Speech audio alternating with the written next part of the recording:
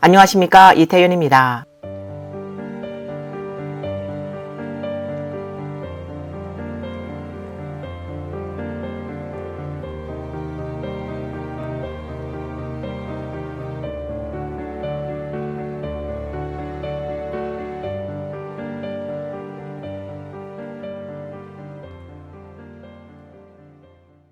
중국의 경제 침체와 소비 부진으로 올해 상반기 많은 해외 식음료 브랜드가 문을 닫고 중국 시장에서 철수했습니다. 다음에서 자세히 살펴보겠습니다. 모스버거는 일본의 다국적 체인점으로 6월까지 중국에 남은 6개 매장을 모두 폐쇄했습니다. 폐점 소식이 전해지자 각지 매장의 고객 수가 급증했고 배달 주문도 폭주했습니다. 한 점장은 그 며칠간의 매출이 몇 년 만에 최고였다고 전했습니다. 상하이 지동차오 쇼핑몰의 모스버거 매장은 6월 30일에 폐점했으며 폐점 전 많은 상하이 시민이 마지막 소비를 위해 방문했습니다. 심지어 항저우에서 온 고객도 있었는데 그는 모스버거를 먹어본 적이 없다며 일본식 햄버거가 어떤 것인지 확인하고 싶어 일부러 항저우에서 왔다고 말했습니다. 모스버거는 세계 최초로 라이스버거를 발명한 브랜드로 많은 소비자의 인기를 끌었으며 한때 일본에서 두 번째로 큰 햄버거 체인 브랜드였습니다. 전성기에는 전 세계 1700개 매장을 운영했습니다. 모스버거는 1990년대 초 중국에 처음 진출했지만 경영 부진으로 한 차례 철수한 적이 있습니다. 2010년 중국에 두 번째로 진출해 최대 300개 이상의 매장을 낸 바 있습니다. 지난 5월 한 네티즌이 상하이 펑성리에 있는 타코벨이 조용히 폐업했다는 글을 올렸습니다. 이어 광저우, 난징 등 다른 도시의 매장도 모두 문을 닫았다고 합니다. 타코벨은 세계 10위의 패스트푸드 체인 브랜드로 메뉴는 주로 멕시코 문화에서 영감을 받은 옥수수칩, 타코, 멕시코식 롤을 주로 제공합니다.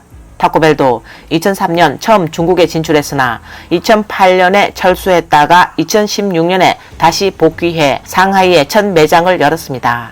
이 전통 멕시코 음식은 다양한 고기, 야채 등을 밀가루 전에 말아 소스와 함께 먹는 또르띠아입니다. 한국 음식 쌈과 비슷하지만 쌈으로 싸는 대신 밀가루 전을 구워 고기와 채소 등을 싸먹는데 종류가 다양하고 영양가가 높습니다. 재진출한 타코벨은 일부 메뉴를 현지화하여 중국 소비자들의 입맛에 맞췄습니다. 타코벨의 주요 고객은 중국의 중산층으로 가격은 KFC 등 전통 패스트푸드보다 높으며 한 끼에 약 42위안에서 50위안, 하나 약 7,600원에서 9,500원, 디저트와 음료는 15에서 30위안, 하나 약 2,900원에서 5,700원입니다. 하지만 중국 경제가 추락하면서 중산층의 생활 상태까지 영향을 미쳐 타코벨은 적자가 계속되자 중국 시장을 포기해야 했습니다. 4월에 한 네티즌은 맙소사 헤비버거가 문을 닫다니 라고 게시했습니다. 이 블로그는 상하이의 한 헤비버거 매장을 방문했을 때 문이 잠겨 있는 것을 보고 놀랐습니다. 많은 네티즌은 파인애플 쇠고기 버거만큼 맛있는 버거집이 문을 닫는다는 게 믿기지 않는다 라고 안타까움을 표현했습니다. 또 다른 네티즌은 헤비버거의 가성비는 쉐이크 쉑과 파이버 가이즈보다 높은데 어떻게 이 지경까지 왔는가 라고 말했습니다. 来评调一下哈比特汉堡，真的关门了，难受。 2017년 헤비버거가 중국 시장 진출을 발표하여 상하이에 중국 첫 매장을 열었고 전성기에는 상하이에 7개의 매장을 보유했습니다. 여러 곳에서 확인한 결과 현재 상하이에서 헤비버거 매장은 기본적으로 문을 닫았습니다. 올해 초에는 상하이에 4개의 매장이 있었는데 석 달도 안 돼 이 매장들도 잇따라 문을 닫았습니다. 헤비버거가 소비자들에게 사랑받는 이유는 현장 조리라는 운영 방식 덕분입니다. 헤비버거 매장에는 조리 과정을 보여주는 개방형 주방이 있어 소비자들이 직접 볼 수 있었습니다. 이 점을 통해 헤비버거는 상하이의 여러 쇼핑몰, 전시장, 교통 허브 등지에 빠르게 정착하고 항저우, 충칭 등의 도시로 확장했습니다. 중국에서 7년 동안 운영된 헤비버거는 작년에 대중의 필수 먹거리 목록에서 1위를 차지하며 가성비 좋은 정교한 햄버거로 평가받았습니다. 그러나 헤비버거는 결국 중국을 떠났고 이는 중국 요식업 시장의 환경 변화와 관련된 전체 햄버거 시장이 직면한 어려움을 반영하기도 합니다. 최근 중국의 여러 유명 외식 기업들은 소비자의 변화하는 소비 의향을 충족시키기 위해 저가 패키지를 출시하고 있습니다. 한 여성이 상하이 홍차오 공항에서 햄버거를 사면서 40위안, 하나 약 7,600원을 썼습니다. 그녀는 공항과 고속철도역에서 왜 이렇게 햄버거가 비싼지 한탄했습니다. 今天不是去杭州出差嘛，刚刚到中午的时候我就饿了，我想去搞个汉堡。一听过牌子的，我是随便进了，我就进了一个麦当劳。我想说怎么的一个套餐也就30-40吧，结果一个汉堡40，整个套餐要70多。我靠，比我平时的话要贵整1倍。谁能告诉我为什么高铁站、飞机站的麦当劳要那么贵？咱们现在就已经买上了啊，我在叫号，还正在做。一个汉堡55块钱，单组的，它双组的话是要80多块钱。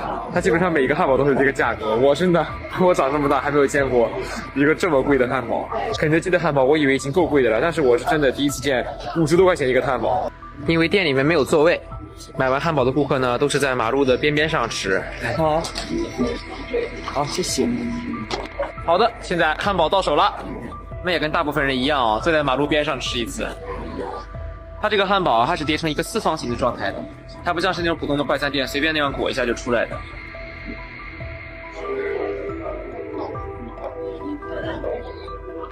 我能闻到一股浓浓的那种牛肉的味道，还有那种芝士的香味。 그는 이 햄버거의 쇠고기가 매우 부드럽고 육즙이 많으며 치즈가 이미 구워져 쇠고기에 붙어 있다고 칭찬했지만 전반적으로 이 햄버거는 그다지 특별한 맛이 없습니다.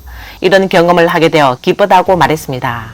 它这个牛肉呢，用的是安格斯牛肉，上面已经提前说过了。味道的话，说不上有多么的出色，但是它其实就是一个很普通的芝士汉堡应该有的味道吧，我觉得。还有一处可圈可点的是，它这个汉堡的汁水是比较浓的，它这个牛肉的汁水是很重。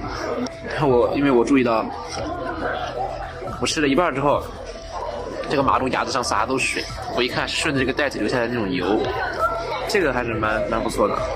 现在汉堡已经吃完了。 如果你要问我这55花的值不值，其实我觉得不值，因为说实话呢，我并没有吃到什么新意，但是呢，存在即合理，它能一直在这里卖这么长时间，而且生意这么火爆，一定也有它的理由。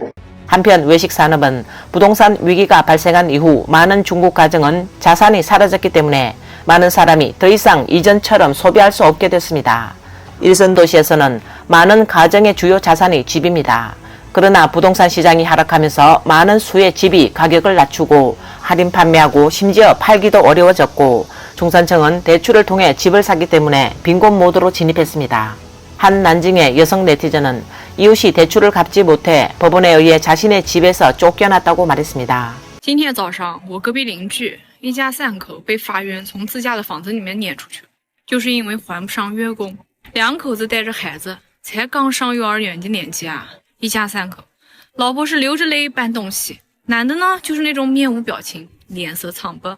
小孩可能都不知道发生了什么，在过道里面跑过来跑过去，玩得很开心。很难想象啊，他们一家3口以后要怎么过日子啊！当时我这个心里面看的是真的很难受，就像什么东西堵在这边一样。 도우인 계정 도니는 4월 27일에 영상을 올렸습니다. 그녀의 남편은 이미 은행에서 집이 압류됐다는 전화를 받았습니다. 이 소식을 들은 후 그녀는 멍해졌습니다. 그녀와 남편은 2018년에 3개의 방과 2개의 거실이 있는 집을 구매했습니다. 제곱미터당 14,000위안으로 총 110제곱미터이며 154만 위안의 이 집을 구매했습니다.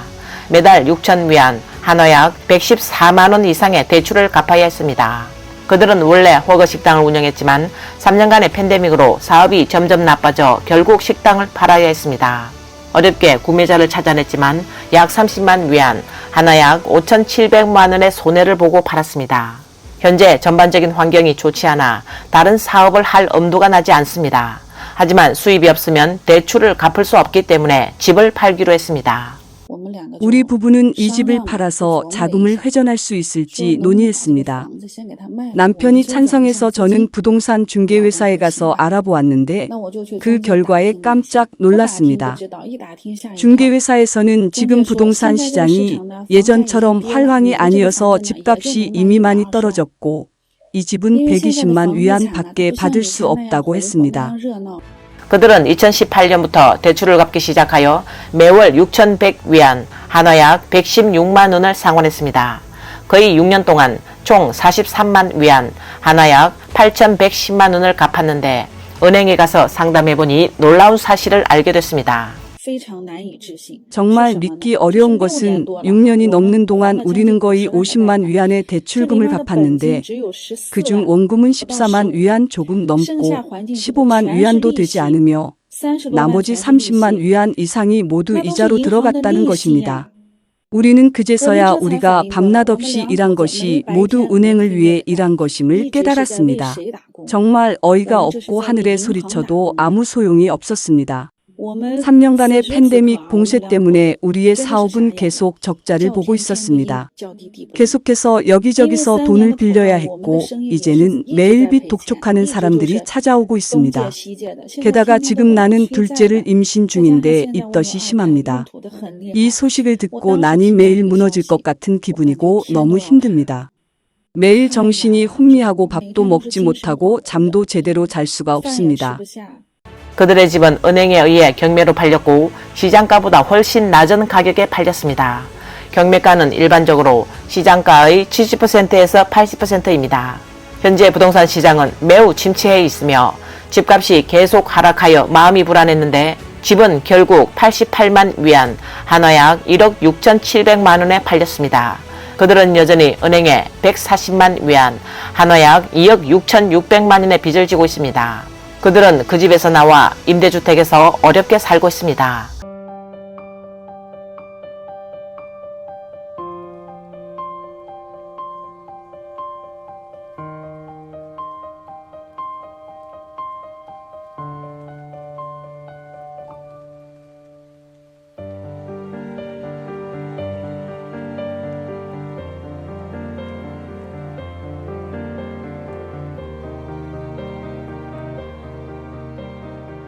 이번 영상은 여기까지입니다. 시청해 주셔서 감사합니다.